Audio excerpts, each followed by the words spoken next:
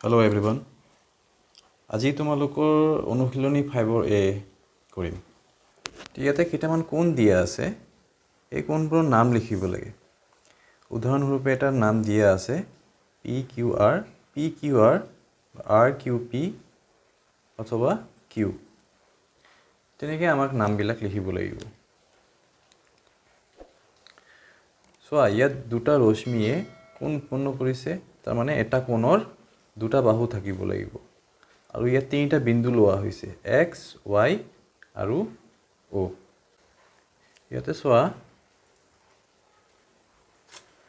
কোণটো ইয়াতে হৈছে। এই কোণটোৰ নাম আমি XOY বা YOX অথবা O বুলি লিখিব পাৰোঁ। কিন্তু মনত ৰাখিবা কোণ লিখাৰ আগতে আমাক এই চিহ্নটো ব্যৱহাৰ কৰিব লাগে। এই চিহ্নটো ব্যৱহাৰ কৰা মানে এটা কোণ বুজায়। তো ইয়াক লিখিম আমি XOY বা এংগেল YOX বা এংগেল O।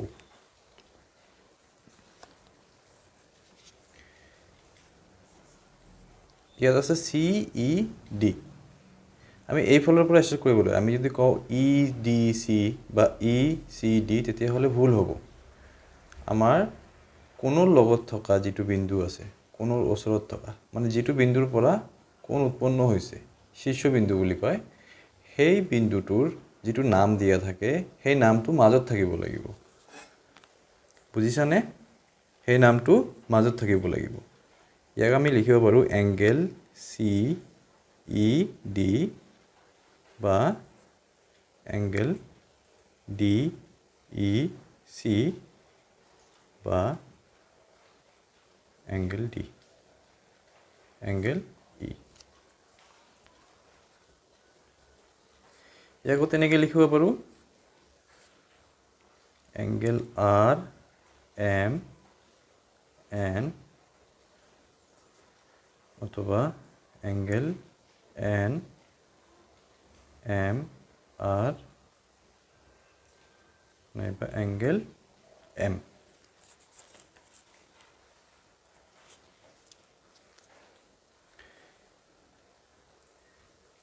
এইটো এংগেল BAC। তাৰমানে এইফালৰ পৰা আহিব। এইফালৰ পৰা আহি এইটো মিডলত থাকিব।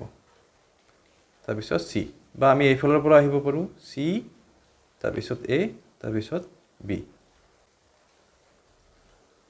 সেইকাৰণে আমি বা ব্যৱহাৰ কৰিছোঁ। ইয়াত তিনি ধৰণে লিখিব পাৰোঁ। এই বিৰ পৰা ষ্টাৰ্ট কৰিব পাৰোঁ বা চিৰ পৰা ষ্টাৰ্ট কৰিব পাৰোঁ অথবা অকল A লিখিব পাৰোঁ। এংগেল CAB বা এংগেল A। ইয়াতো তেনেকৈ হ'ব এংগেল LMN বা এংগেল NML বা এংগেল M। 2 নম্বৰটো সুধিছে তলত ত্ৰিভুজবোৰৰ কোণকেইটাৰ নাম লিখিব লাগিব। এটা ত্ৰিভুজত তিনিটা কোণ থাকে তোমালোকে জানাই। সেই তিনিটা কোণৰ নাম লিখিব লাগিব। যেনেকুৱা এৰ উদাহৰণ হিচাপে দিয়া আছে PQR ত্ৰিভুজটোৰ কোণকেইটাৰ নাম angle QPR, angle PQR, angle PRQ। তাৰমানে এই কোণটো যদি আমি ধৰোঁ তেতিয়াহ'লে এইফালৰ পৰা অথবা এইফালৰ পৰা ষ্টাৰ্ট কৰিব লাগিব। এই কোণটো ধৰিলে এই কোণটোৰ যেতিয়া আমি নাম ক'ম এই কোণটোৰ নাম কি? এই কোণটোৰ নাম হ'বলৈ হ'লে এইফালৰ পৰা ষ্টাৰ্ট কৰিব লাগিব। এইফালৰ পৰা ষ্টাৰ্ট কৰি এইফালে যাব লাগিব, নহ'লে এইফালৰ পৰা ষ্টাৰ্ট কৰি এইফালে যাব লাগিব।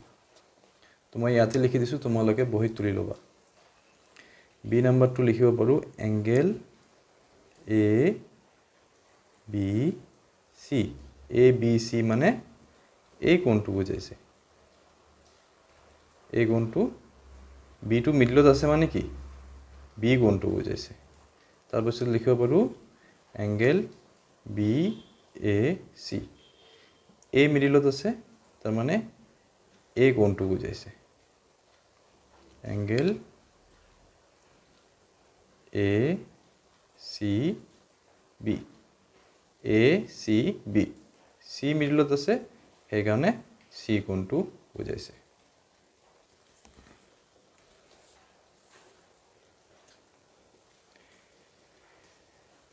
ইয়াত আগত এই কোণটো লিখিম এই কোণটো লিখাৰ কাৰণে আমাক এই ফালৰ পৰা নহলে এই ফালৰ পৰা ষ্টাৰ্ট কৰিব লাগিব ইয়াক লিখিব পাৰো y x z এই কোণটো হৈ গল এতিয়া এই কোণটো লিখিম x y z তাৰপিছত এই কোণটো লিখিম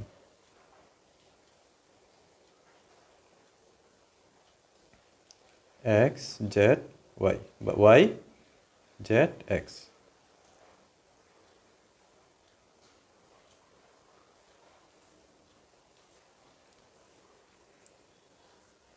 এটো তেনেকৈ হ'ব এই কোণটো যদি আমি আগত লিখো এই ফালৰ পৰা নহলে এই ফালৰ পৰা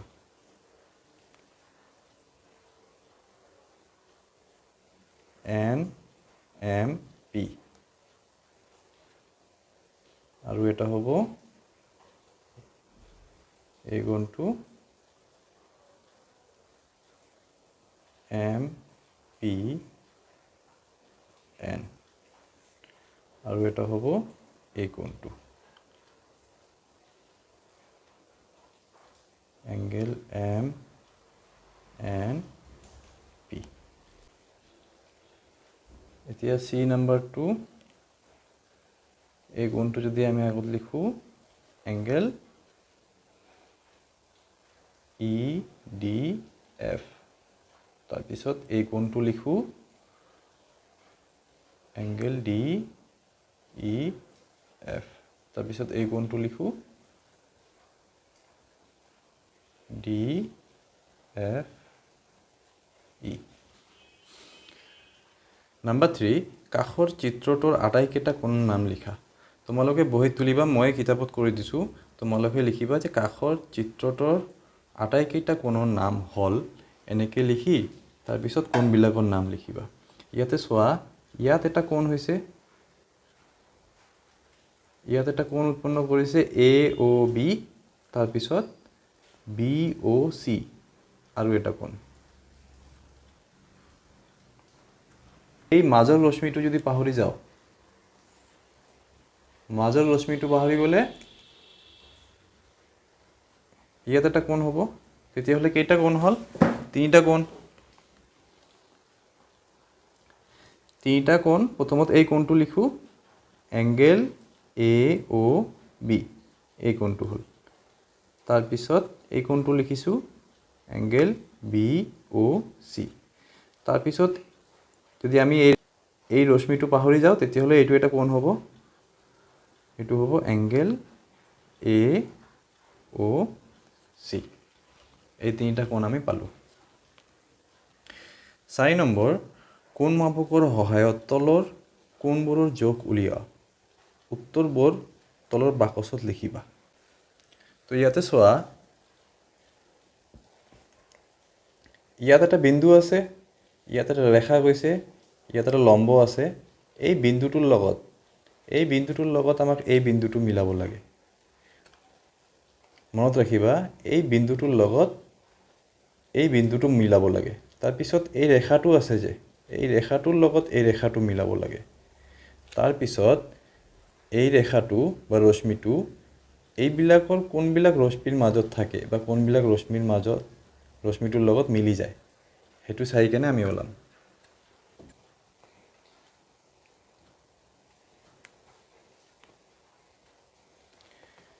ইয়াতে সোৱা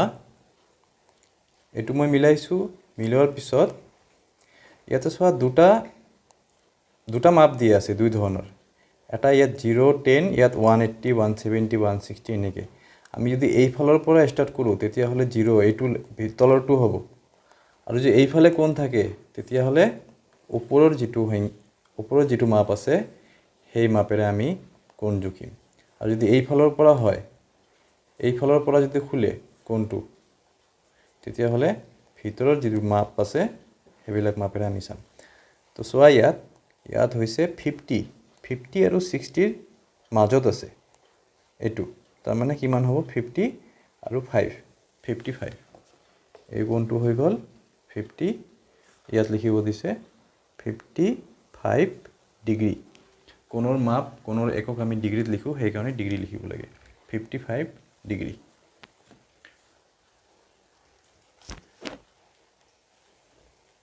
এইটো চোৱাচোন কিমান হৈছে এইটো হৈছে 30 ইয়াত লিখিম 30 ডিগ্ৰী এইটো চোৱা এই কোণটো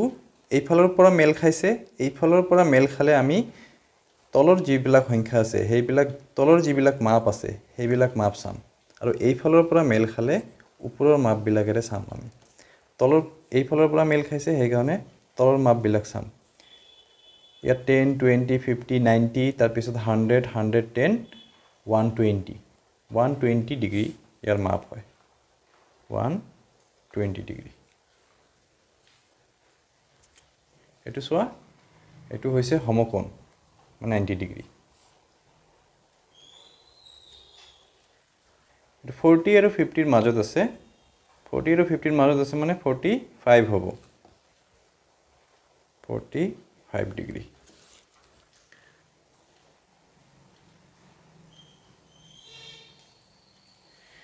এইটো চোৱা এইটো এইফালৰ পৰা মেল খাইছে ৰশ্মি দুটা এইফালৰ পৰা মেল খাইছে সেইকাৰণে কোণটো আমি মাপতে এই ওপৰৰ যিটো মাপ আছে সেইটো লম এতিয়া যদি তলৰটো লওঁ তেতিয়া হলে ভুল হ'ব ওপৰটো ল'ব লাগিব এইবিলাক এইফালৰ পৰা মেল খাইছে আৰু এইটো এইফালৰ পৰা মেল খাইছে এইবিলাক মাপতে আমি তলৰটো লৈছিলোঁ তো চোৱা ওপৰটো ল'লে 80 90 100 110 120 130 এইটো ক'ব পাৰোঁ 130 ডিগ্ৰী কোণ হৈছে নাম্বাৰ 5টো কোণৰ মাপ দিয়া আছে কোণ বনাব লাগে ইয়াৰ আগতে আমি কৰিছিলোঁ কোণ দিয়া আছিলে কোণৰ মাপ উলিয়াব লাগে এতিয়া কোণৰ মাপ দিয়া আছে কোণ বনাব লাগে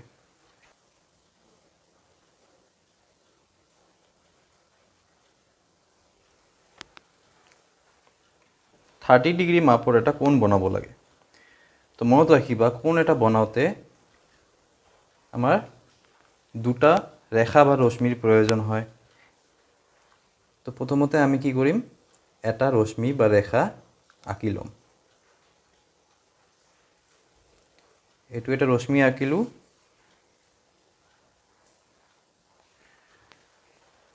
যেহেতু 30 ডিগ্ৰী বনাব দিছে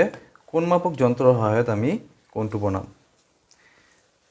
তো অলপ আগতে বুজাইছিলোঁ আমি মাপাৰ সময়ত কি কৰিছিলোঁ এই শীৰ্ষবিন্দুটো এই বিন্দুৰ লগত আমি মিলাই ল'ম কোণটো আমাৰ এইফালৰ পৰা মেল খাব 30 ডিগ্ৰী ল'ব লাগে এইটো মিলাই লৈছোঁ মিলাই লোৱাৰ পিছত যেহেতু এইফালৰ পৰা মেল খালে আমাক তলৰ যিটো মাপ আছে সেই মাপটো ল'ব লাগিব ইয়াতে চোৱা 30 ইয়াত আছে এই 30 লৈ ল'ম লৈ লোৱাৰ পিছত আমি এইটো বিন্দু আৰু এইটো বিন্দুৰ ওপৰেদি এটা ৰশ্মি আঁকি ল'ম এইটো হৈ গ'ল 30 ডিগ্ৰী কোণ এতিয়া 45 বনাব লাগে 45 ডিগ্ৰী বনোৱাৰ কাৰণে আমাক এটা ৰশ্মি আঁকি ল'ব লাগিব ৰশ্মি এটা আঁকি লৈছোঁ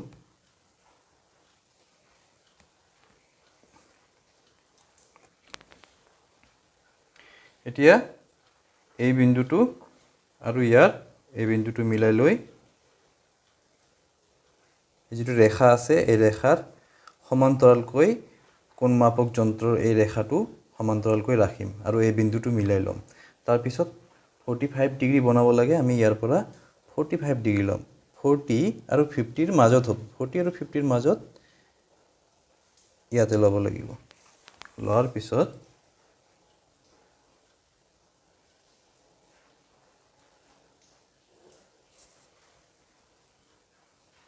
এইটো হৈ গ'ল 45 ডিগ্ৰী কোণ তে 40 ডিগ্ৰী বনাব লাগে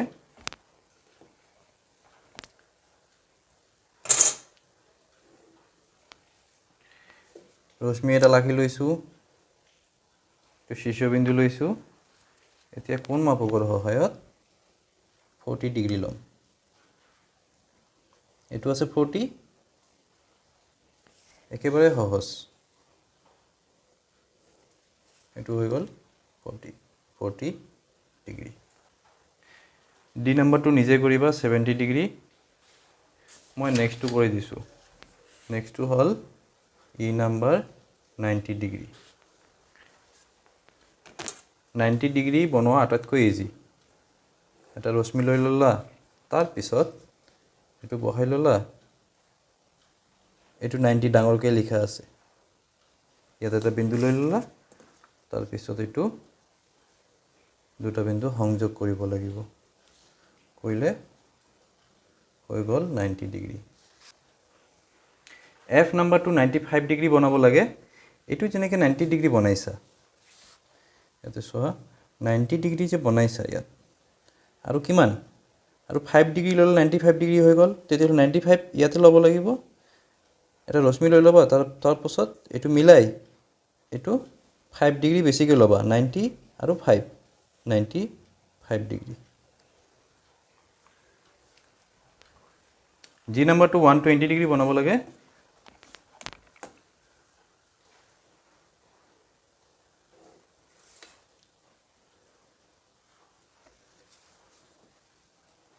যেহেতু কোণটো এই ফালৰ পৰা মেল খাব কোণটো এনেকৈ মেল খাব এনেকৈ মেল খালে আমাক তলৰ যিবিলাক নাম্বাৰ আছে এই নাম্বাৰেৰে গণনা কৰিব লাগিব 120 ডিগ্ৰী 100 ডিগ্ৰী 110 120 ডিগ্ৰী 120 ডিগ্ৰী এইটো হ'ব ইয়াৰ পৰা এই দুটা বিন্দু সংযোগ কৰি দিম এইটো হৈ গল 120 ডিগ্ৰী H 150 ডিগ্ৰী বনাব দিছে ঠিক তেনেকৈ লবা ইয়াতে সোৱা 120 130 140 150 150 ডিগ্ৰী বনাব হলে ইয়াৰ সিধা সিধি এটো আহিব ইয়াৰ পৰা টানি দিলে 150 ডিগ্ৰী হৈ গল বাকি কেইটা নিজে কৰিবা মই কে নাম্বাৰটো কৰিছো এতিয়া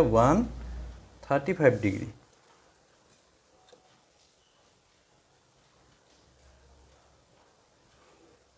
এটো লৈছো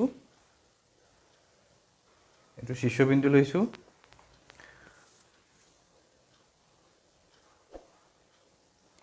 এই ফালৰ পৰা মেল খাইছে তলৰটো লম 135 130 তাৰ পিছত 140 140 আৰু 130 ৰ মাজত হ'ব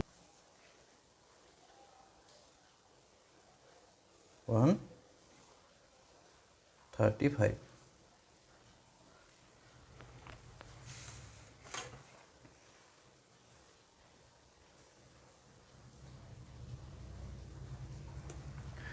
121 ডিগ্ৰী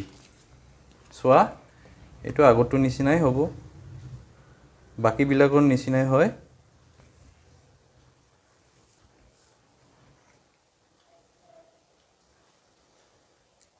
এটো 100 90 100 120 121 120 আৰু 1 ডিগ্ৰী ইয়াত সোৱা 120 এটো হ'ব তাৰ পিছত 1 ডিগ্ৰী এটা ঘৰ লম 120 ৰ পিছত এটা ঘৰ এটো হৈ গল 121 দুটা বিন্দু সংযোগ কৰি দিলা 121 ডিগ্ৰী আশা কৰিছো সকলোৱে বুজি পাইছা বুজি নাপালে কমেন্ট কৰিবা মই আকৌ তোমালোকক বুজাবলৈ চেষ্টা কৰিম ভিডিঅ'ৰ মাধ্যমেৰে